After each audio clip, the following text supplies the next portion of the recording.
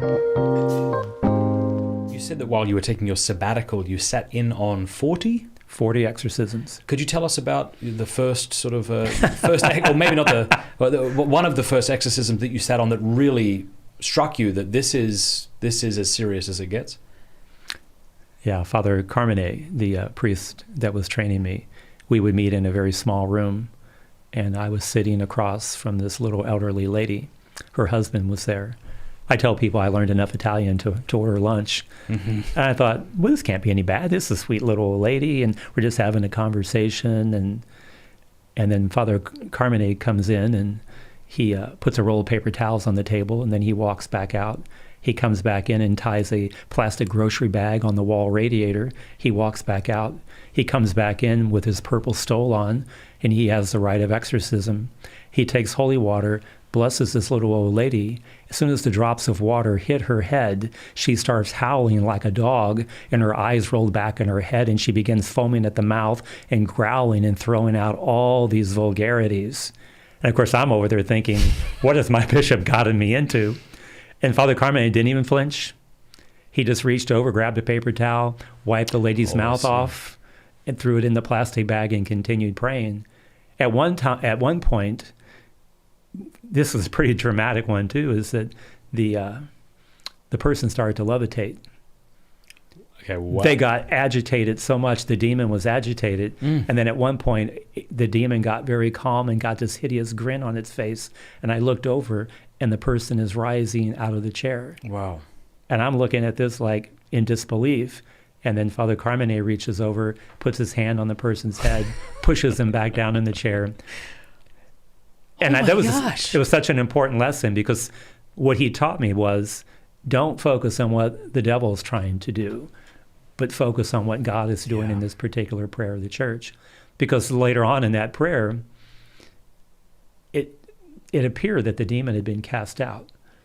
So then all of a sudden you hear the person's voice, thank you for praying, Father. This is just so wonderful. You don't need to pray anymore. Thank you for praying for me today. The demon is now gone. You can stop praying. And Father Carmine, you could tell that he knew that not my first rodeo. Deception was there, and he continued to pray. Wow. And then the demon shouted out, I told you could stop praying. Wow. And again, there's that, for me again, I was just like, wow. Wow. But are most instances of praying over people who are possessed less dramatic than those two stories you've shared, or is there always some sort of manifestation? There's always a manifestation. In fact, the prayers of the church, the ritual itself, is meant to cause manifestations, because only when the demon manifests does the battle against it begin. Because the distinction should always be made between the person as an individual and the demon that is now using that person's body as if it were its own. So once the demon manifests, I would never reference him or her. The reference would now be to the demon. Do they ever reveal their names to you? They have. The newer rite of exorcism. So the new rite came out it was promulgated in 1998. It was the very last liturgical rite to be updated after the Second Vatican Council that ended in 1965.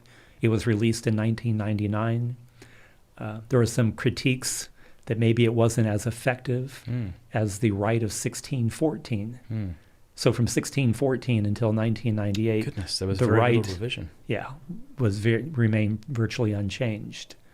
So there were a couple of revisions in 2004 and 2005, and then the English translation came out in 2016. But in the older rite of 1614, the demon is commanded to name itself, but when you know the name of someone, you have a certain power or control over them. So when a demon names itself, it's showing that it's submitting to the power and the authority of Christ. Can you think of a name that has been given to you in the past? Leviathan. Really? Leviathan, a demon mentioned in the Bible. Yep. The great, sea monster. I worked with someone who was possessed by 7 demons. Demons, whenever somebody's possessed, they always work in like clusters. There's never just one demon. It's always multiple demons. And just as much as there is a hierarchy within the angelic world, there is a hierarchy within the demonic world, because when the angels fell, they fell from all 9 choirs. And so this particular person who was possessed by these 7 demons, had invited them in. They believed that a friend of theirs was possessed, and then went up to their friend, looked him in the eye, and says, "What's ever in you, I freely invite to come into me." So a misguided notion of charity.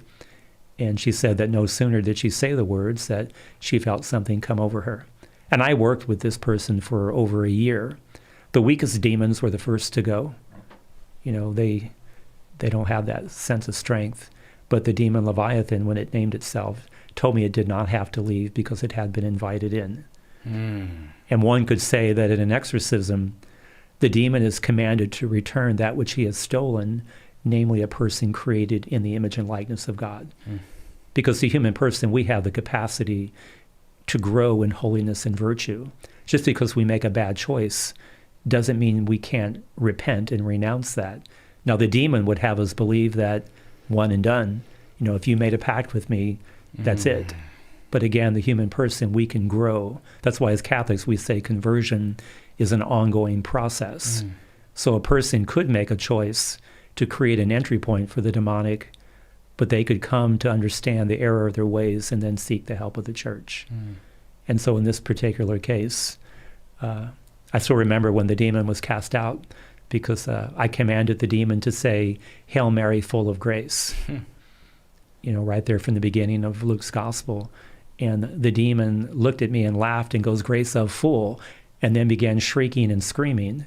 And we were in an old convent chapel, and a bell had just rung, and 400 school children are now pouring out onto the playground outside this chapel. And the demon says to me, "If you stop praying, I will stop screaming. But if you keep praying, I'm going to keep screaming. And then people are going to come in here and see what you're doing, and then you're going to have to stop anyway." So then I commanded the demon to obey me in all things, although an unworthy minister of Christ, to say the words, "Hail Mary, full of grace," in the order that I told it to say it, and to leave immediately. And then the demon that had been speaking in this very deep, authoritative voice looked at me and in a baby's voice goes, "Hail Mary, full of grace." And then there was a shriek, and every manifestation of evil ceased quicker than you could snap your fingers. And the person in front of me, their face was beaming as bright as the sun. Golly. That's when people ask me, "What did you do afterwards? As a priest, did you celebrate Mass? Did you do a holy hour?" I said, "No, I went to Dairy Queen." Just sort of celebrated with a frozen something. A chocolate shake. Yeah. I was 2 hours from my parish. This had gone on for a year. I was kind of tired, exhausted, and gone on for a year. Yeah, wow. So it's not. I mean, that's interesting. So it's not as simple as you kind of go in there and command the spirit to pray, "Hail Mary, full of grace," or throw holy water, and it's done. It's not it. Well, why is that the case? Is that due to your inefficiency as a priest? Does that make sense? Like if there was a very, like I'm sure if our blessed Lord came down from heaven and commanded, it would go. So why is it that it takes a long time in certain circumstances? Is that on the part of the exorcist, or is it on the part of the person who is maybe being possessed, who is still unwilling somehow in whatever freedom it has to?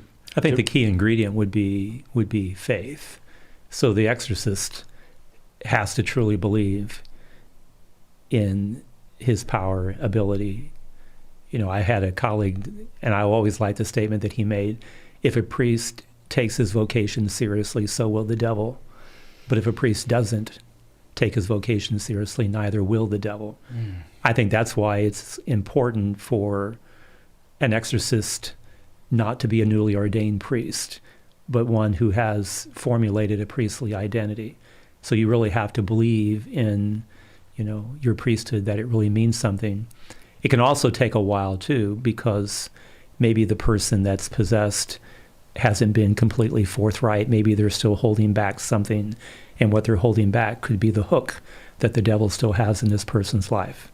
Oftentimes, if somebody has done something to invite the demonic in, they might be embarrassed by that. But an exorcism, like reconciliation, is not meant to be judging anybody, but I can only really help people if they're forthright and tell me exactly the circumstances that led up to them inviting the devil in. And I will say too that ultimately God decides the moment of deliverance, and even every exorcism prayer provides some benefit even at that particular moment, it does not give total liberation. Have there ever been times that you've been tempted to doubt the truthfulness of all of this? I mean, we all struggle with doubt from time to time. Are there times you just think, this is all ridiculous? Like, this is, even after all I've seen, maybe it can be explained through natural causes. This isn't true? Or are you... I've never had any doubts.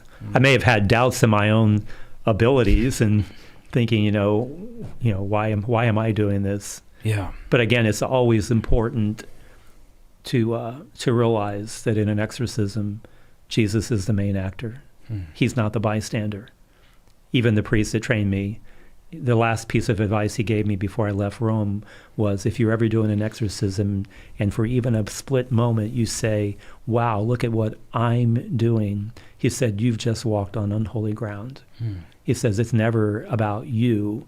It's about the person Jesus Christ and what he is doing in this particular prayer of the church through his minister. And there is a danger today. I think that's why, going back to what we talked about earlier, it's important for a priest to have a strong priestly identity to do this ministry, because one could be caught up in their own ego. And ego and fighting the devil is a bad combination. It's a great quote.